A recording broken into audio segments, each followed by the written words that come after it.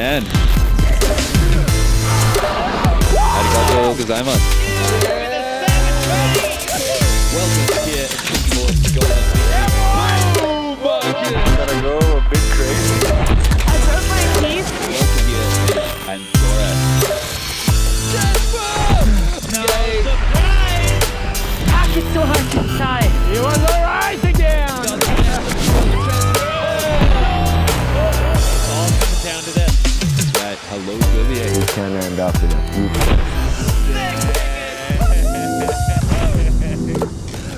Holy damn. Are you kidding me? Good morning, Freeride family. We are coming at you live here from beautiful Ordino-Arcalís in the wonderful country of Andorra. My name is Derek Foose. I'm here with my co-host Neil Williman, and we have a special guest here, Nicholas Halewood, the founder and general manager of the Freeride World Tour. Nicholas has some information to share with the Freeride World here today about our competition. Good morning, Derek. Good morning, Neil. Good morning, everybody.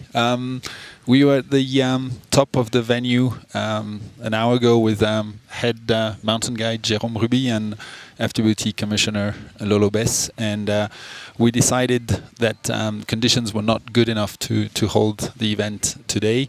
In short, it hasn't snowed as much as we thought it would, and we still have an uneven texture, and we believe it's not the minimum required. Yeah, Nicholas, similar conditions to last year, except not quite the top up that we got last year. Same face and same underlayer of harder snow, but last year we got a nice top up of wet, sticky snow that really adhered to the face and made sure that the lines were still possible and the athletes would be able to shut down speed.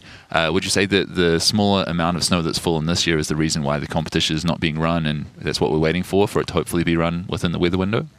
Yeah, that's exactly right. Very similar conditions to last year, but it didn't snow those 10 to ideally 20 centimeters last night. There was also a lot of wind, which cleared some still very hard snow. So we still have hopes. The competition is not cancelled. It's just postponed to another day of the waiting period. We have till next Wednesday, 4th of March, to run the comp. And we just had a weather call. There will be snow between Sunday and Monday. They're now saying between 20 and 40 centimeters. And then we have hopes to have a window either Tuesday or Wednesday. We'll take it as we do, only 2 days in advance. So we'll cancel Sunday, tomorrow, Friday, and then Saturday for Monday, etc. But we are on standby. We're ready, and we have good hopes to run it in very good conditions. Right, so we're looking at a few factors. Definitely weather, always unpredictable in the mountains for sure. One of the most difficult things to try to figure out what's going to happen, let alone what's happening right now. This can't have been an easy decision to make for the team, Nicholas. What are some of the factors that went into deciding today that we're not quite good to go? Well, the first factor and most important factor is riders' safety. As Neil was mentioning, they're gonna choose lines with big jumps and speed, and they must be able to ride it in safe conditions, meaning shutting speed and not being surprised by ice chunks. So this is part of the game. This is usual business for us. We don't like to have false starts like this, but this time we decided to take the chance because the weather forecast was good enough. But we have to play with this uncertainty and be flexible and be on standby till the end of the weather window. Yeah, it's not an easy job organising freeride competitions. You've had a lot of experience and pulled a lot of great ones. Do you want to give us a quick rundown on what goes into the days before for the athletes and the staff, especially the operations and the film team? Well, first of all, we have a commissioner, Lolo Bess, who's an ex-rider and head judge, inspect the different options that we have here in Ordino-Arcalís, Andorra. There are many options, and even if it's a very low tide year, we still have options with a good base. And then we look at the weather forecast twice a day, once in the morning, once in the afternoon. We have two sources, and with this we plan, and we keep as many cards open as we can. Then there's the whole logistics aspect, so start gate, finish line, the whole webcast production. that needs to be ready on D-Day. And then there are obviously the athletes, the riders, who need to be able to prepare their line, scope the venue in the best possible conditions. And all this has to be flexible, meaning the program changes basically every day, depending on what the weather forecast tells us. Yeah, it's busy. Well, that is definitely super interesting. A great look behind the scenes at what goes into putting on an excellent Freeride World Tour comp and some of the factors that have gone into today's decision to not run. As Nicholas said, and just so you guys are all aware, we're not canceling. We're just pushing this back. We've got some weather in store. We've got some snow coming. So thank you, Nicholas, for explaining all of this to us and keeping us all in the loop. I think it's really important that everyone knows what's going on, for sure. We'd also like to see or hear how the athletes are feeling. We've got 2017 world champion Lorraine Huber down in the finish area with Hedvig Vessel, and we're just going to check in with them and see how the athletes are feeling about today's decision.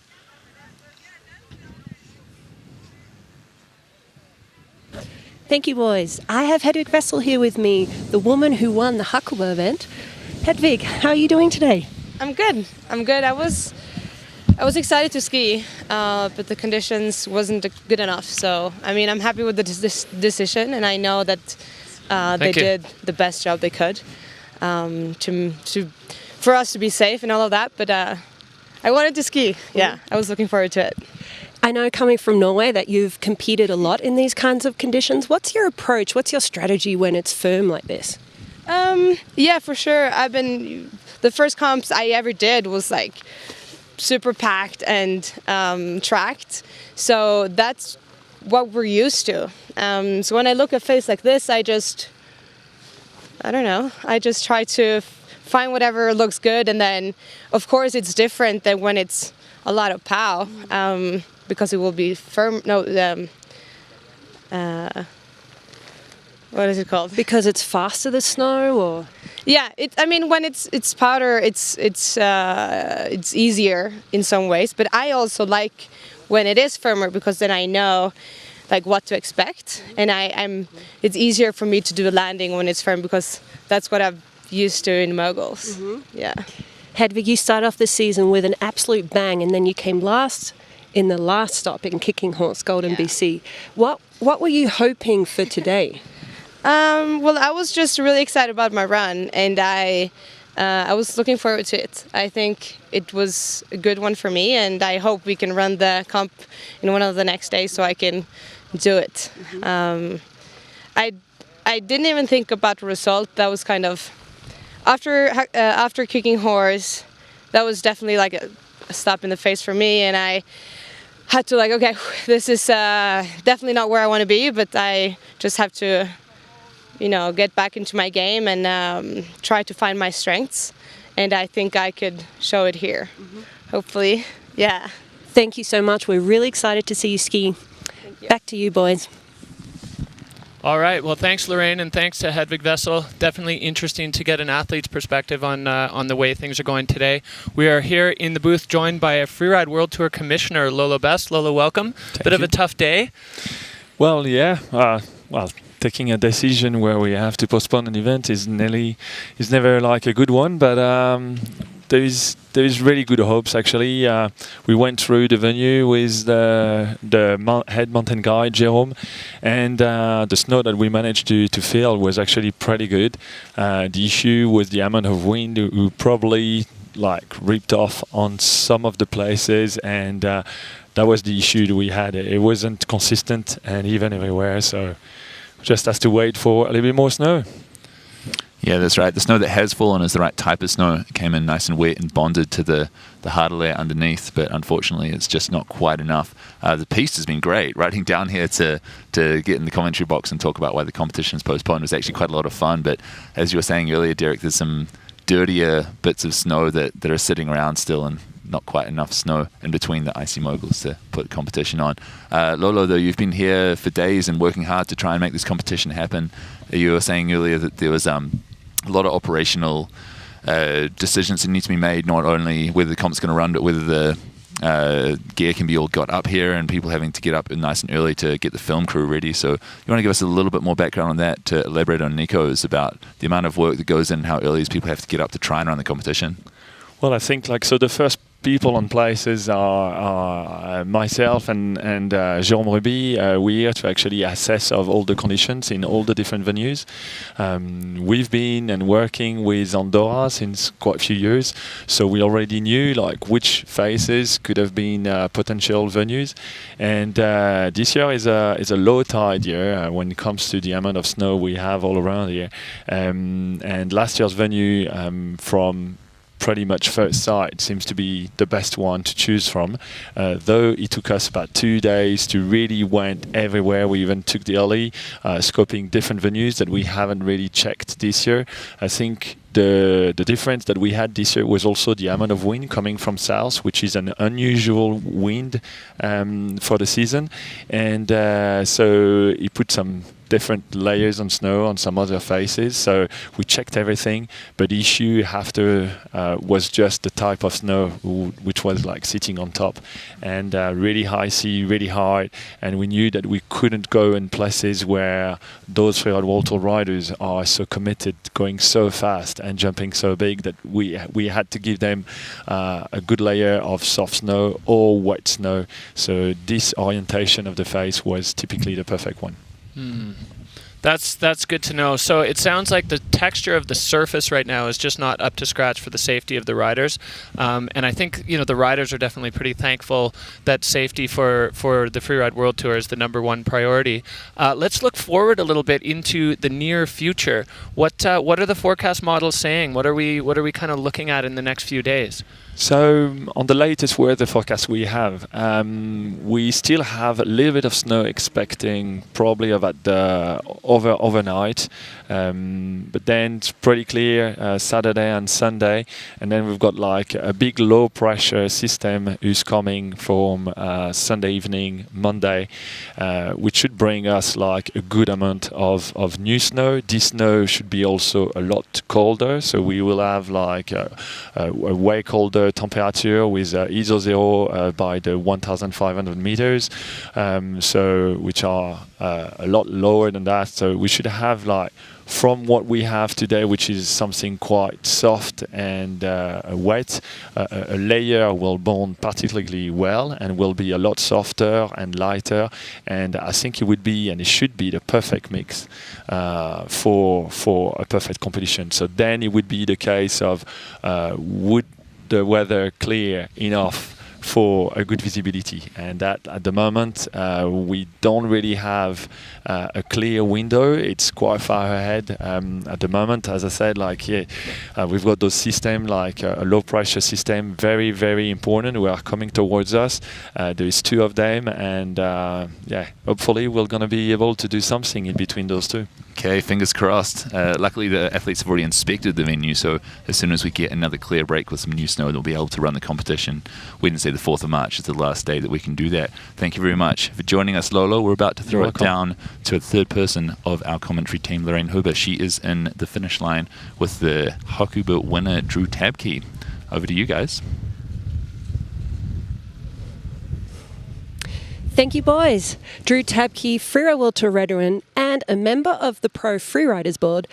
Drew, can you tell me a little bit about what the atmosphere was like? How are the riders feeling coming into this? And are you happy with the decision made today to postpone the event?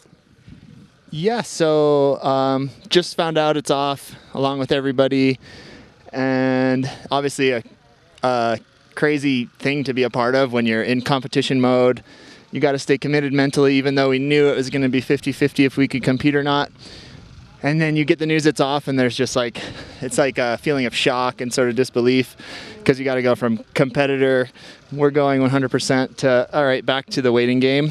So overall, everybody's going through this emotional roller coaster together, and yeah, it's part of the game, something we dealt with before, but it's always tough once it happens like this.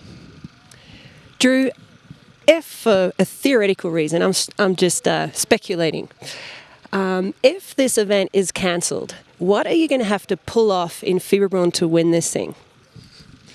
If this event is cancelled, well, in my long history of the Freeride World Tour, we've never actually canceled an event. We've always had all the results we need to have, whether that means making it up somewhere else, or just waiting through the window. I think we've got a great chance of doing the event in Andorra still. There's a big storm coming.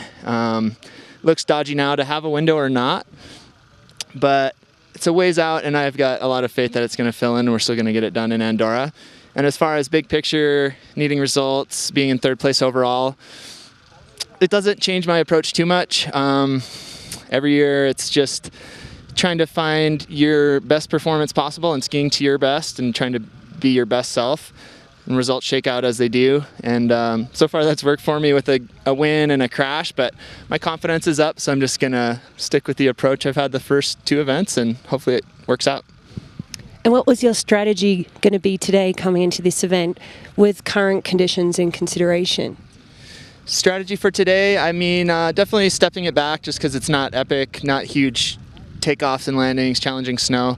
That means there's a little smaller jumps, but you can't strategize too much because a lot of times on those perfect days when you want to send it, turns out it's a day a lot of people crash and you should have stepped it back. Sometimes we have tough snow like we may have had today, and you step it back a little bit, and for some reason 15 skiers throw down incredible runs. So you also don't want to pump the brakes too much just based on conditions. It's just, like I said, judging yourself and skiing to your maximum potential, kind of regardless of what the mountain gives you. Because yeah, overly strategizing is kind of a trap. You can overthink things, and it's still about just one run. Yeah, okay, great chat. Up to you guys again in the commentary booth. Thank you.